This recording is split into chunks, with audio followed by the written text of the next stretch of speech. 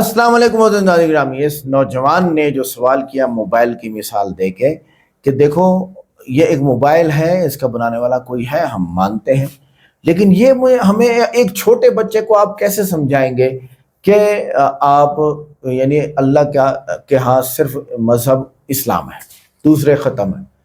और मैंने वीडियो के एंड पे 15 पॉइंट बता दिए हैं, इसी वजह से इस्लाम को ज्वाइन करना चाहिए और किसी वजह से नहीं। बाकी जो दूसरे मज़ाहिब हैं उनमें से अक्सर मनसूख हो चुके हैं और ये इस्लाम आखिरी था, वो भी इस्लाम था, ईसाईयत यहूदियत आदम अलैहिस्सलाम से मनसूख हो चुके हैं, अब इस्लाम है, इसलिए इस्लाम को ज्वाइन करना चाहिए। आइए देखते हैं डॉक्टर ज़ाकिर नाइक साहब से सवाल, उसका जवाब, उसके अगले सवाल जवाब और वीडियो के एंड पे 15 पॉइंट मैंने कि इस्लाम क्यों ज्वाइन करना चाहिए। वीडियो को लाइक करें, चैनल को सब्सक्राइब करें, वीडियो को व्हाट्सएप पे जरूर शेयर करें, कमेंट करके बताइएगा वीडियो कैसी लगी। आइए देखते हैं। किन चीज़ों में खुदा का होना ज़रूरी है। जैसे यहाँ एक मोबाइल फ़ोन है तो लाजमी है कि किसी ने उसे बनाया हो, वरना ये इस दुनिया में मौजूद ही ना होता। उसी तरह मैं खुदा पर यकीन रखता हूँ लेकिन मेरा कोई मज़हब नहीं है। और जैसे कि डॉक्टर सागी ने कहा, मुसलमान के अलावा किसी और मज़हब या इबादत में मशगूल होना गुनाह है।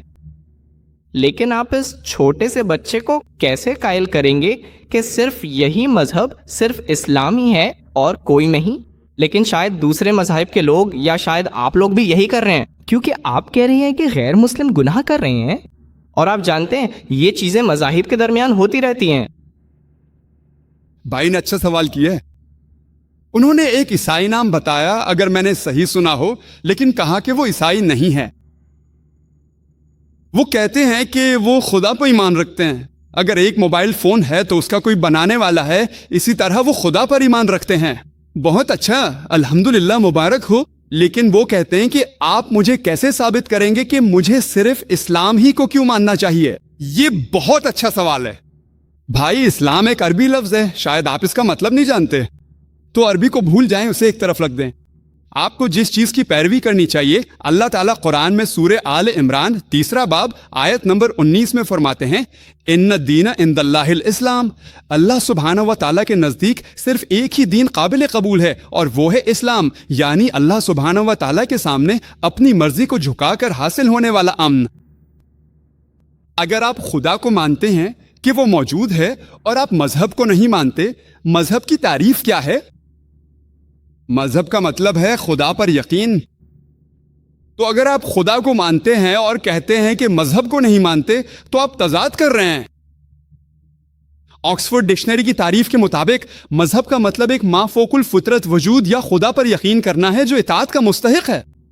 लिहाजा अगर आपको यकीन है कि खुदा है तो आपको भी उसकी इताअत करनी होगी। सही या गलत वो अलग बात है। आपको शायद मालूम ना हो कि कौन सी किताब खुदा की किताब है, तुम समझते हो। तो अगर आप खुदा को मानते हैं तो क्या आप उस खालिक की इताअत करना चाहते हैं या नहीं? हाँ या नहीं? हाँ, लेकिन खुदा को मानना जरूरी है, मैं मुत्तफिक हूं, लेकिन आपको खालिक की इताअत करनी होगी। अब खालिक ने क्या कहा है, आपको तलाश करना होगा, दुरुस्त? तो अब भाई मुत्तफिक हैं कि कोई खालिक है, आप खुदा पर यकीन रखते हैं और उस खालिक की इताअत को लाजिम मानते हैं। यही बात अल्लाह भी फरमा रहा है। काबिल कबूल जिंदगी का वाहिद रास्ता अपनी मर्जी को खुदा के सुपुर्द करना है, बस। अब इताअत और फरमाबरदारी क्या है, ये एक अलग सवाल है, दुरुस्त? मुसलमान का लफ्ज भूल जाएं। मुसलमान वो है जो खुद को अल्लाह के सुपुर्द कर दे। अगर आप अपनी मर्जी खुदा के हवाले कर दें तो अरबी में उसे मुसलमान कहते हैं।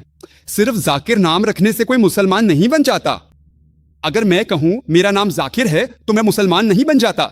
अगर कोई कहे उसका नाम मोहम्मद है तो वो मुसलमान नहीं बन जाता। मुसलमान की तारीफ के मुताबिक वो शख्स जो सुकून हासिल करे, यानी जो अपनी मर्जी अल्लाह ताला के सुपुर्द कर दे, मुसलमान कहलाता है। अब आप जानना चाहते हैं कि आप कैसे कहेंगे कि ये खुदा की सही मर्जी है, ठीक है? इसके लिए आपको मेरी वीडियो कैसेट्स क्या कुरान अल्लाह का कलाम है देखनी होगी, जो साइंसी तौर पर इस बात का सबूत है कि ये वही अल्लाह का कलाम है जिस पर आप और मैं ईमान रखते हैं। आप और मैं दोनों का ईमान है कि कुरान अल्लाह ही का कलाम है।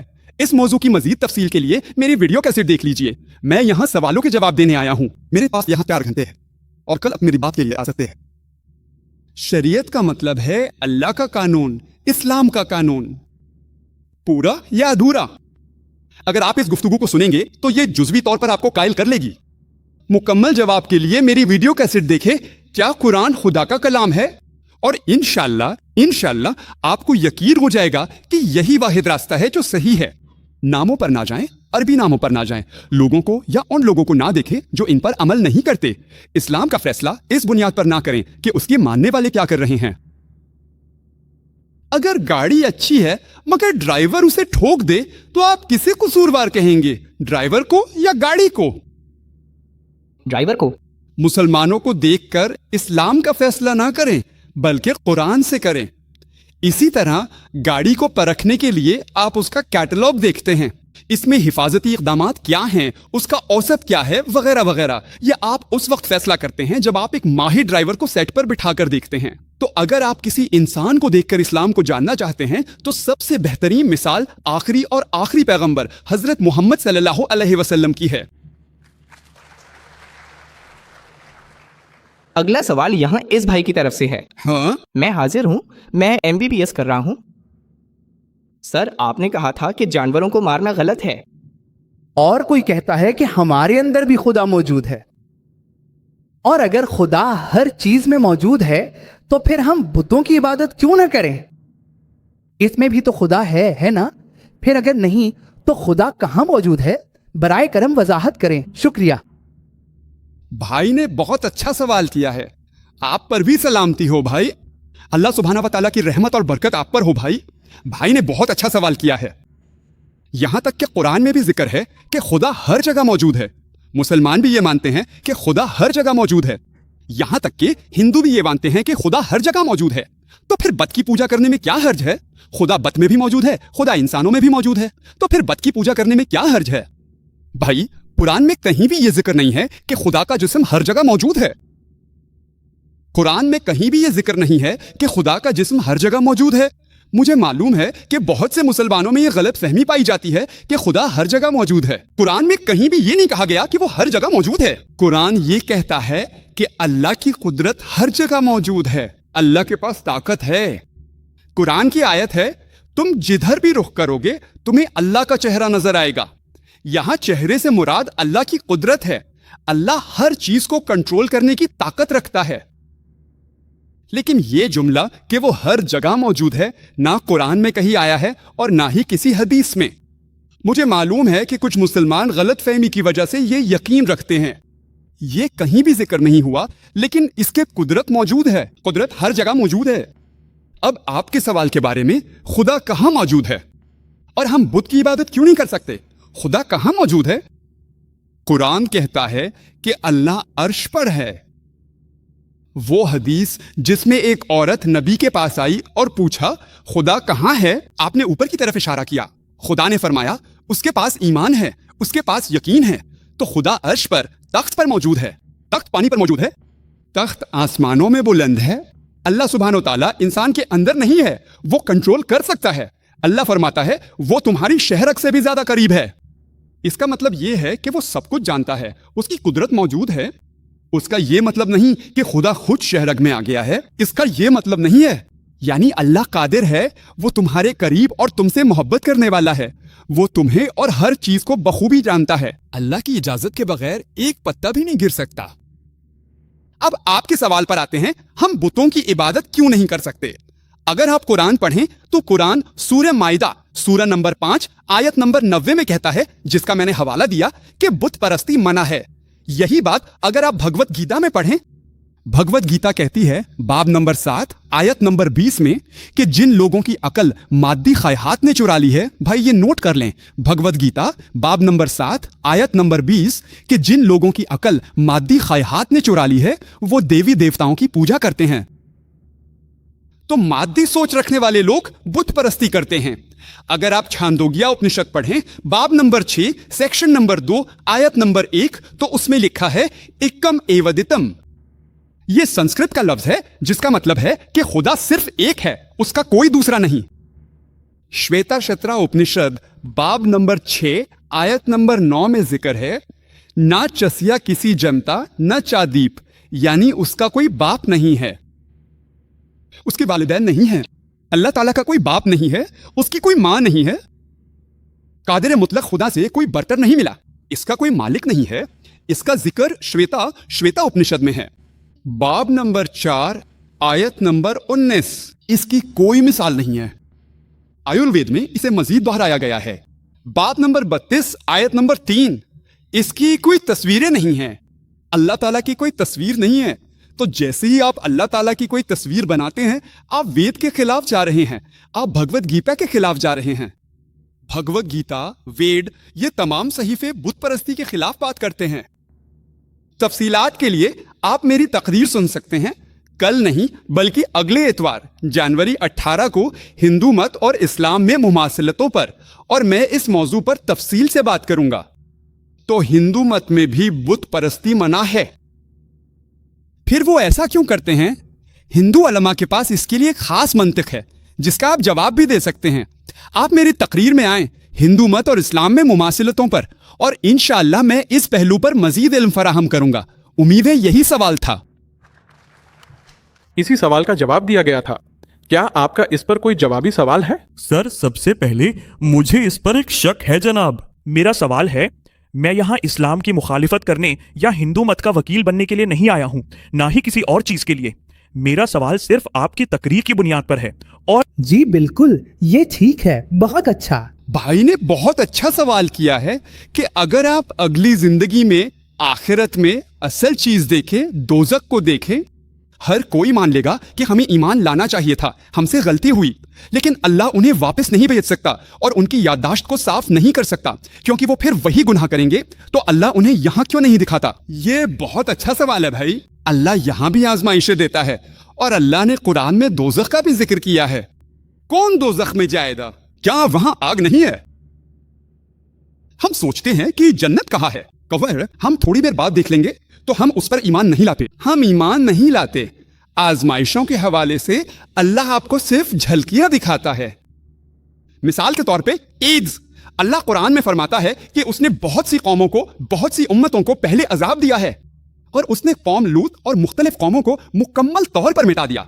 आज भी आप जानते हैं एड्स उसी की दहाई में आया, इब्तिदाई उसी की दहाई में। ये एक अजाब है, अल्लाह इनको सजा दे। Acquired immune deficiency syndrome, AIDS, ये एक अजाब है। सबसे पहले हम जिन्स परस्तों को ये हुआ, फिर मुखालिफ जिन्स वालों को भी हुआ। शादी के अलावा ऐसा ना करें। तो यहां हम देखते हैं कि अल्लाह हमें निशानियां देता है। ये सब निशानियां हैं। मिसाल के तौर पर बोस्निया, ये एक आफत है। बोस्निया के लोग दो तरह से, कुछ लोगों ने गलत किया, लोग मुसलमान हैं, वो कैसे हैं? क्या वो अमल करने वाले थे? उनमें से ज्यादातर अमल करने वाले मुसलमान नहीं थे, वो इस्लाम को नहीं जानते थे। तो अल्लाह निशानियां देता है। बोस्निया में अच्छे लोग भी हो सकते हैं। तो अल्लाह फरमाता है जब वो ये अजाब देता है तो वो लोग भी सजा पा सकते हैं जो गुनाह नहीं करते। उनके लिए ये एक आजमाइश है। जब अल्लाह कोई आफत भेजता है तो वो लोग भी इसमें मुब्तला हो सकते हैं जो गुनाहगार नहीं होते। अल्लाह कुरान में फरमाता है कि आफत उन पर भी आ सकती है, लेकिन उनके लिए ये एक आजमाइश है। तो यहाँ ये सब आजमाइशें हैं भाई। आज दुनिया में जो कुछ हो रहा है, बोस्निया, वहां क्या हो रहा है, आपने दूसरा हिस्सा देखा, इराक में क्या हो रहा है, ये सब आजमाइशें हैं। लेकिन इंसान कहाँ गौर व फिक्र करता है? हम कहते हैं ये बोस्निया में हो रहा है, भारत में नहीं, ये गुजरात में हो रहा है, मद्रास में नहीं। तो प्यारे भाई, ये सब उसी की निशानियां हैं। अल्लाह आपको इशारे दे रहा है। इस आखिरी रहनुमाई को समझने से हमें पता चलता है कि वही खालिक है और सिर्फ उसी की इबादत होनी चाहिए।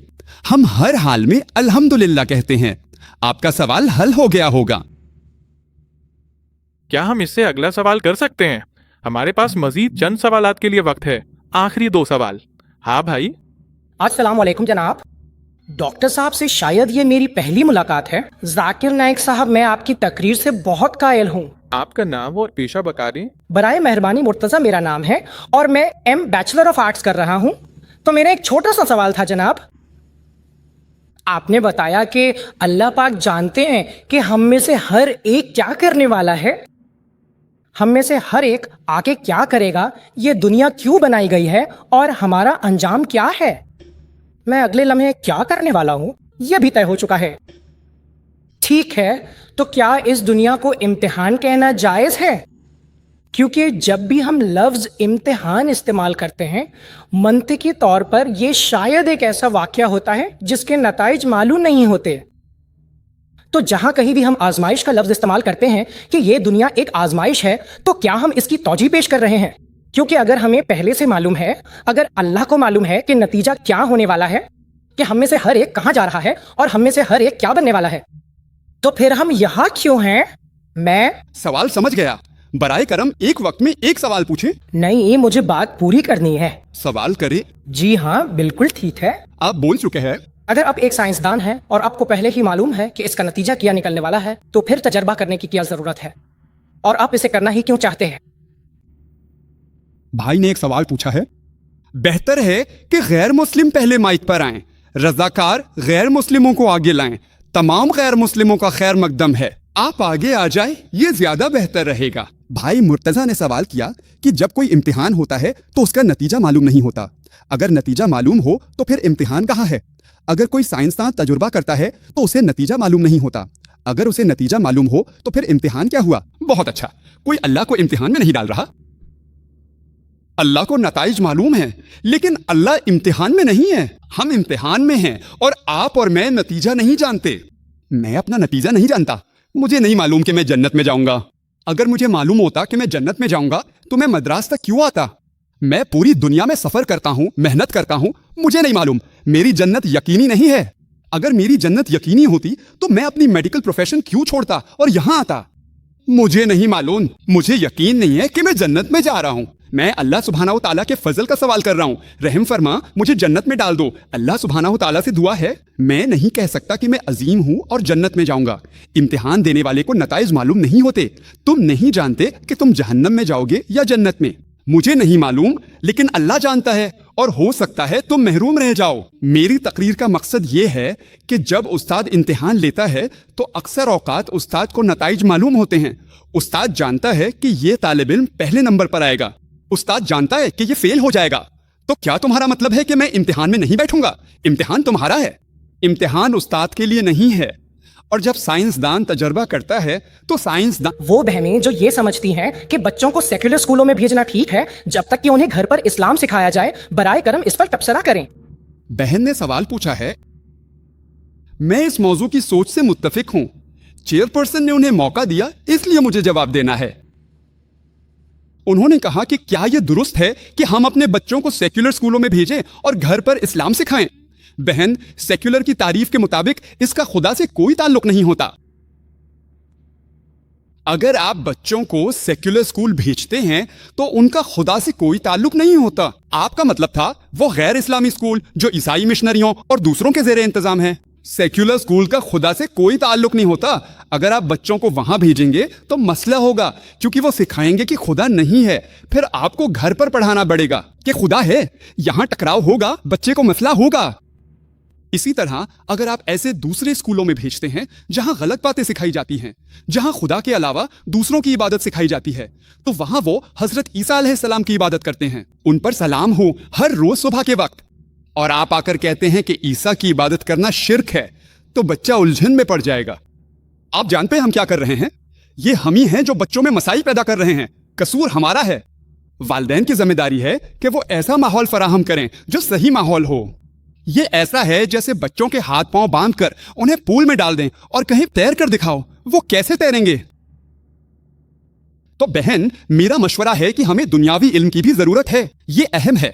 हमारे खालिक अल्लाह सुब्हानहू व तआला की इंसानियत के लिए कुरान में सबसे पहली हिदायत सूरह इकरा, सूरा नंबर 96 आयत नंबर 1 में इकरा है, यानी पढ़ो, यानी तालीम हासिल करो। हमारे प्यारे नबी सल्लल्लाहु अलैहि वसल्लम ने फरमाया, हर मुसलमान मर्द और औरत पर इल्म हासिल करना फर्ज है। तो इल्म हासिल करना लाजमी है, दीनी इल्म भी और दुनियावी इल्म भी, दोनों अहम है बहन। लेकिन दुनियावी इल्म के पीछे दौड़ते हुए एहतियात बरतना जरूरी है। दीनी इल्म को पीछे नहीं छोड़ना चाहिए, दीनी इल्म पीछे ना रह जाए। दोनों इल्म साथ साथ होने चाहिए।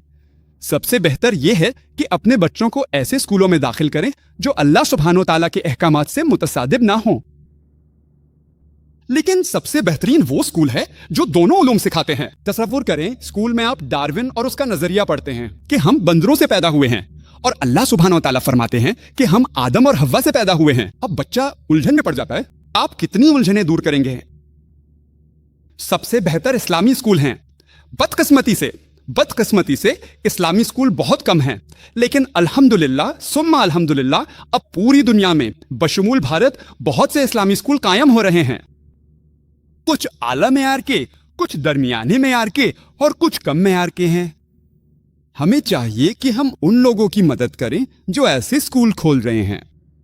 और अल्हम्दुलिल्लाह हमारी इस्लामी research foundation Indian air force educational trust ने भी 3 साल पहले बम्बई में इस्लामी इंटरनेशनल स्कूल के नाम से एक स्कूल शुरू किया है। और हम कोशिश कर रहे हैं कि हम अपने बच्चों को वो कुछ दे सके जो हमें नहीं मिला। जो चीज हमारी बचपन में कमी थी, हमने एक स्कूल शुरू किया है इंशाल्लाह। रस्मी तालीम के अलावा भी, मैं इसे सेक्युलर नहीं कहता। रियाजी सेक्युलर नहीं है, साइंस सेक्युलर नहीं है, मैं इसे रस्मी तालीम कहता हूं, क्योंकि मेरे नजदीक साइंस एक इस्लामी मजमून है, रियाजी एक इस्लामी मजमून है। बड़े रियाजीदान मुसलमान थे, बड़े साइंसदान मुसलमान थे, इसलिए मैं साइंस को सेक्युलर मजमून नहीं कहता। मैं इसे गैर मुस्लिमों के लिए रस्मी तालीम कहता हूं, लेकिन इस्लामी लिहाज से ये एक इस्लामी मजमून है। लेकिन इसे सही नुक्ता नजर से पढ़ाना चाहिए, साइंसी हकायक, ना कि मफरूजे और नजरियात जैसे डार्विन का नजरिया वगैरह। तो बहन, ये जरूरी है कि हम अपने बच्चों को सही माहौल फराहम करें और इस बात का ख्याल रखें कि उन्हें सही तालीम मिले, ये सबसे बेहतर है। अगर आप कोशिश करें और कहें कि वो ऐसे स्कूल जाएं जहां गलत चीजें पढ़ाई जाती हैं और फिर घर आकर सही बातें सिखाएं अल्लाह सुब्हाना व तआला की तख्लीक और दीन के बारे में, बहन आप आग से खेल रही हैं। मेरी आपको नसीहत है कि आप इस्लामी स्कूल में दाखिला दिलाएं। उम्मीद है ये था सवाल। अब अगला सवाल भाइयों की तरफ से पीछे से। अल्लाह की सलामती और रहमत आप सब पर हो। मेरा नाम सरवन कुमार है। देखें, कुरान कहता है कि खुदा हर जगह मौजूद है और दूसरे भी कहते हैं कि खुदा हर जगह और हर चीज के अंदर मौजूद है। तो नाज़रीन गिरामी, ये थी आज की इंटरेस्टिंग वीडियो जिसमें डॉक्टर जाकिर नाइक साहब से पहला सवाल ये किया था कि एक छोटे से बच्चे को कैसे समझाया जाए कि इस्लाम एक मजहब है, बाकी सारे मनसूख हो चुके हैं। इस्लाम हमें सिखाता है कि पूरी दुनिया का एक ही खालिक है, वही हमें पैदा करता है, रिस्क देता है, हमारी हिफाजत करता है, इसलिए हम सिर्फ उसी की इबादत करेंगे। ये साफ सा एक मुद्दा है, साफ सा फंडा है, कोई और तीसरी बात है ही नहीं। दूसरा, अल्लाह हम सबसे मोहब्बत करता है, इस्लाम बताता है। दूसरे मज़ाहिब बताते हैं अल्लाह ने हमें आंखें दी, कान, दिल, बहुत सारी नेमतें दी, वो चाहता है कि हम अच्छे बच्चे बने और उसका शुक्र अदा करें। इस्लाम यही सिखाता है, तो इसलिए इस्लाम आपको कबूल करना चाहिए। कुरान अल्लाह की किताब है, इस्लाम सिखाता है। कुरान वो कहता है किताब है जो अल्लाह ने इंसानों की रहनुमाई के लिए नाज़िल की है, इसमें अच्छी ज़िंदगी गुजारने के उसूल बताए गए हैं, इसलिए मुसलमान कुरान पर अमल करते हैं। इस्लाम यही सिखाता है, इसलिए आपको इस्लाम ज्वाइन करना चाहिए। हज़रत मोहम्मद सल्लल्लाहु अलैहि वसल्लम अल्लाह के आखिरी नबी हैं। अल्लाह ने बहुत से नबी भेजे और आखिर में हज़रत मोहम्मद सल्लल्लाहु अलैहि वसल्लम को भेजा। आप सल्लल्लाहु अलैहि वसल्लम ने हमें सच, मोहब्बत और इंसाफ का रास्ता दिखाया, हम आपकी पैरवी करते हैं। इस्लाम ये सिखाता है, इसलिए आपको इस्लाम ज्वाइन करना चाहिए। इस्लाम कहता है कि हमेशा सच बोलो, वादा पूरा करो और किसी को तकलीफ ना दो। अच्छे अखलाक से अल्लाह भी खुश होता है और लोग भी। इसलिए इस्लाम हमें ये बताता है और इस्लाम को इसी वजह से हमें ज्वाइन करना चाहिए। इस्लाम हमें वालिदैन, बहन भाई, रिश्तेदारों और पड़ोसियों से अच्छा सलूक करने को कहता है, यहाँ तक कि जानवरों पर भी रहम करने का हुक्म देता है। इसलिए इस्लाम ये बताता है, इसलिए इस्लाम को कबूल करना चाहिए। और दूसरे मज़ाहिब में तो ओल्ड हाउस में जा रहे हैं ना माँ बाप, ये भी तो देखें। इस्लाम में अमीर और गरीब सब अल्लाह के सामने बराबर हैं। किसी पर जुल्म करना या किसी का हक छीनना मना है, यही इंसाफ है। इस्लाम हमें ये सिखाता है, इसलिए इस्लाम को कबूल करना चाहिए। वुज़ू करना, जिस्म और कपड़े साफ रखना और माहौल को साफ रखना इस्लाम की तालीम है। सफाई से मोहब्बत भी अच्छी रहती है, जैसे कि मुसलमान इस पर कुछ कम ही अमल करते हैं। इस्लाम हमें ये सिखाता है, इसलिए इस्लाम को ज्वाइन करना चाहिए। इस्लाम कहता है कि इल्म हासिल करो और नई चीज़ें सीखो। पढ़ने वाला इंसान अपने लिए और दूसरों के लिए फ़ायदेमंद रहता है। इस्लाम हमें ये सिखाता है, इसलिए इस्लाम को ज्वाइन करना चाहिए। जब हमें खाना, कपड़े या सेहत मिले तो अल्लाह का शुक्र अदा करें। शुक्र करने से दिल खुश रहता है और नेमतों की कदर होती है। इस्लाम हमें ये सिखाता है, इसलिए इस्लाम लाना चाहिए। अगर कभी मुश्किल आए तो घबराने की बजाय अल्लाह पर भरोसा करें। सब्र करने वालों से अल्लाह मोहब्बत करता है और इनकी मदद फरमाता है। इस्लाम हमें ये सिखाता है। इस्लाम बताता है कि ये दुनिया हमेशा के लिए नहीं है। अच्छे काम करने वालों को अल्लाह जन्नत अता फरमाएगा और इसलिए हमें नेक बनना चाहिए। इस्लाम हमें ये सिखाता है। اگر کوئی غلطی کرے اور معافی مانگے تو اسے معاف کرنا اچھی بات ہے، اللہ بھی معاف کرنے والوں کو پسند کرتا ہے۔ اسلام ہمیں یہ سکھاتا ہے، اس لیے اسلام جوائن کرنا چاہیے۔ اسلام صرف عبادت ہی نہیں بلکہ کھانے پینے، پڑھنے، کھیلنے اور دوسروں کے ساتھ رہنے کے بھی اچھے طریقے سکھاتا ہے، اس لیے یہ مکمل رہنمائی ہے۔ اسلام ہمیں یہ سکھاتا ہے، اس لیے اسلام کو جوائن کرنا چاہیے۔ ہم یقین رکھتے ہیں کہ اللہ ایک ہے، قرآن اس کی کتاب ہے اور حضرت محمد صلی اللہ علیہ وسلم اس کے آخری رسول ہیں، اس لیے ہم خوشی سے اسلام پر عمل کرتے ہیں اور دوسروں کے ساتھ بھی محبت اور بھلائی کرتے ہیں۔ اسلام ہمیں یہ سکھاتا ہے اور اس لیے اسلام جوائن کرنا چاہیے۔ آج کی ویڈیو کیسی لگی؟ ویڈیو کو لائک کریں، چینل کو سبسکرائب کریں، ویڈیو کو واٹس ایپ پہ ضرور شیئر کریں، کمنٹ کر کے بتائیے گا ویڈیو کیسی ملتے ہیں نیکسٹ ویڈیو میں۔ السلام علیکم۔